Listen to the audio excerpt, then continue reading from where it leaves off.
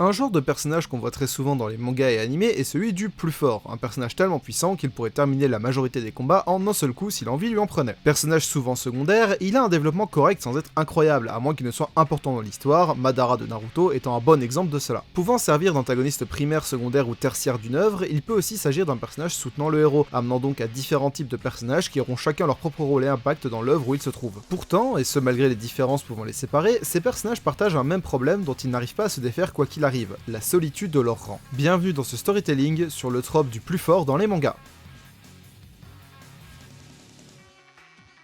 Déjà, définissons plus fort. On parle d'un personnage puissant, très puissant, assez pour avoir été nommé de manière officielle comme le numéro 1 d'un groupe et qui peut soutenir ce rang, ou d'un personnage ayant montré au public pourquoi il peut être considéré ainsi. Un exemple tout simple est Saitama dans One Punch Man. On sait qu'il est le personnage le plus puissant de son œuvre, mais les autres ne le savent pas forcément, le prenant de haut simplement car son rang de héros n'est pas représentatif de sa vraie force. Saitama est une bonne représentation de cette solitude, il ne rencontre aucun adversaire capable de le challenger et s'ennuie fermement, mais dans son cas à lui, c'est utilisé de manière comique quand ça le concerne et sert surtout à développer le reste du cast qui tente, sans forcément le savoir, de rattraper son niveau démentiel. Pour cette vidéo, j'ai pris 3-4 personnages issus de mangas et animés où cette solitude les impacte vraiment, amenant à des changements drastiques à leur égard. Je ne dis pas qu'il n'y en a pas sur Saitama, juste que ce n'est pas le propos principal de l'œuvre. Dans Jujutsu Kaisen, le titre d'exorciste le plus fort appartient à Gojo Satoru, membre du cast principal et qui a rapidement montré être un problème pratiquement insoluble pour les méchants de l'œuvre. Rien qu'à sa naissance, le monde de l'exorcisme a été chamboulé car il hérita de deux capacités surpuissantes, l'infini et le sixième œil. Si l'infini est une technique d'exorcisme permettant à l'utilisateur de manipuler des pouvoirs associés à l'attraction et la répulsion énergétique, c'est un peu plus compliqué que ça et je n'ai pas envie de passer 5 minutes à vous l'expliquer, le sixième œil est une capacité passive lui permettant une gestion parfaite de son énergie occulte, donnant l'impression qu'il en dispose de manière infinie. En résumé, un être intouchable sur de très longues périodes de temps et capable de faire de gros dégâts. Jeune, il était déjà une menace qui terrorisait les esprits maudits rien que de par sa présence, et il ne lui fallut pas énormément de temps pour être considéré comme un exorciste de haut rang, mais certaines personnes étaient capables de l'égaler, notamment son meilleur ami, Geto Suguru, avec lequel il forme le duo des plus forts. Lors d'une mission de protection importante en duo avec Suguru, Gojo va se faire tuer,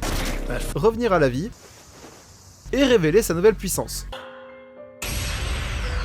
Lors de cette mission, Gojo va apprendre sur le fil le sortilège d'inversion, une capacité permettant de soigner ses blessures et donc sauver sa propre vie, lui permettant de comprendre des spécificités de son infini qu'il ne maîtrisait pas encore. À ce moment, il hérite seul de titre du plus fort des exorcistes, cassant son duo avec Suguru qui va peu à peu suivre un chemin obscur, éloignant les deux amis.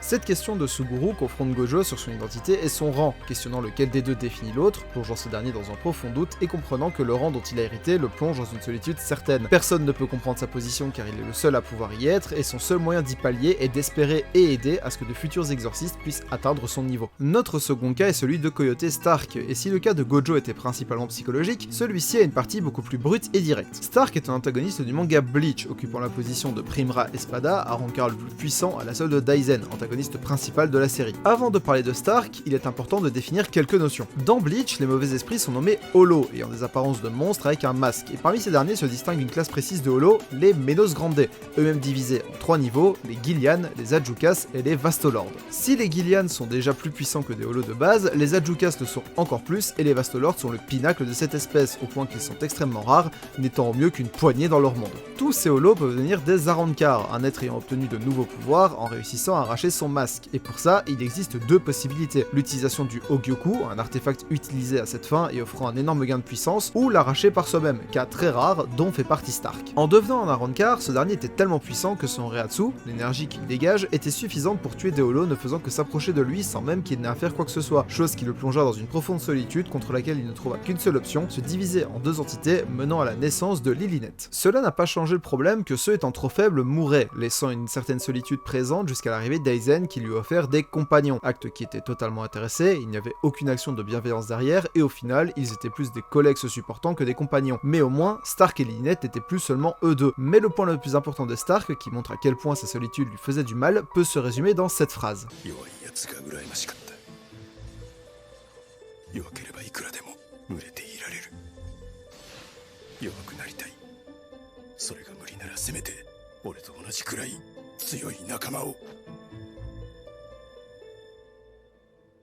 Par cette simple phrase, Stark parle de la douleur qu'il ressent en étant fort, la douleur que sa force lui a fait ressentir, exprimant sa jalousie envers les faibles qui peuvent se rassembler, chose que sa force lui a interdit. Cette solitude, il n'a jamais pu y échapper car il est né ainsi et c'est là le sens de son souhait. Enlevez-moi ma force et si c'est impossible, donnez une force similaire à la mienne à quelqu'un d'autre, que nous puissions nous rassembler. Bon. Là j'ai un problème. Pour nos deux premiers cas, je vous ai parlé de personnages surpuissants avec des capacités délirantes et qui sont très loin de la réalité. Sauf que le cas suivant, il fait partie de la catégorie pourrait totalement exister dans la vraie vie. Ricardo Martinez est un personnage du manga de boxe Hajime no Ippo et rien que la liste de ses surnoms suffit à définir le bonhomme. La légende vivante, le héros national, le Quetzalcoatl ou encore l'Oméga. Vous l'avez compris, il est vraiment fort. Par curiosité, je suis allé comparer son nombre de victoires, de défenses de titres réussies et de défaites face à tous les champions de boxe dont j'ai pu trouver les stats. Et soit il a plus de victoires, soit il a plus de défenses de titres, soit il a moins de défaites. Vu qu'il n'en a aucune, ça aide. Et les seuls pouvant rivaliser venaient des années 40, une époque où les catégories de poids n'étaient pas toutes parfaitement définies. Bref, Ricardo Martinez est, dans Hajime no Ippo, le plus grand champion du monde de boxe qui existe, et ça, bah c'est dur à porter. Contrairement à nos deux précédents cas, il s'est entraîné d'arrache-pied pour atteindre son niveau, maîtrisant les fondamentaux de la boxe à un niveau inégalé, auquel il a couplé des capacités physiques affûtées, faisant de lui un véritable monstre. Seulement, le niveau qu'il a atteint le met dans une situation où ses matchs ne semblent avoir aucun enjeu, car il assoit une telle domination sur ses adversaires que ni eux ni le public ne peuvent croire que Ricardo pourrait perdre. Ce manque d'intensité pèse énormément sur Ricardo, ce dernier ayant atteint ce qui l'avait poussé à commencer à boxer au départ, le fait de savoir ce que c'est d'être fort, pour finalement subir le revers de la médaille et être devenu tellement fort que la passion et l'engouement des matchs disparaissent, chaque match laissant place à un silence pesant, silence semblable à celui d'une exécution froide et sans pitié, Ricardo étant le seul point commun de tous ces matchs, le seul qui ne fait pas s'enflammer les foules car trop méthodique, trop simple, trop fort. Toutefois, bien que touché par ce fardeau et cette solitude de par son statut de champion, Ricardo ne désespère pas et continue de se donner à 100% quand il combat, car c'est de son devoir de champion de défendre son titre avec tout ce qu'il a, signe que comme Stark, il attend un adversaire fort, un adversaire capable de réveiller la flamme de la foule pendant l'un de ses combats,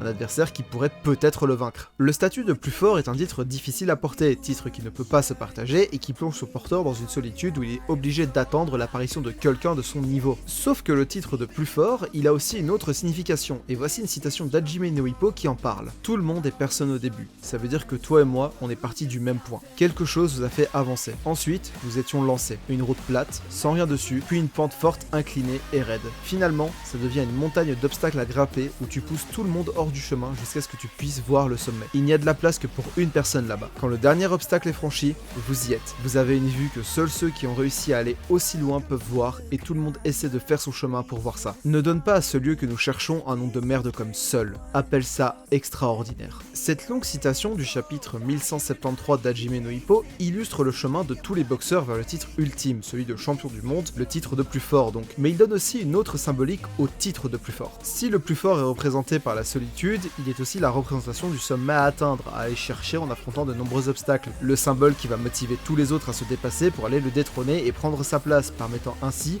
ne serait-ce que pour quelques secondes, d'observer cet endroit que seuls les plus forts peuvent observer. Être le plus fort, c'est certes être seul, mais c'est surtout être extraordinaire.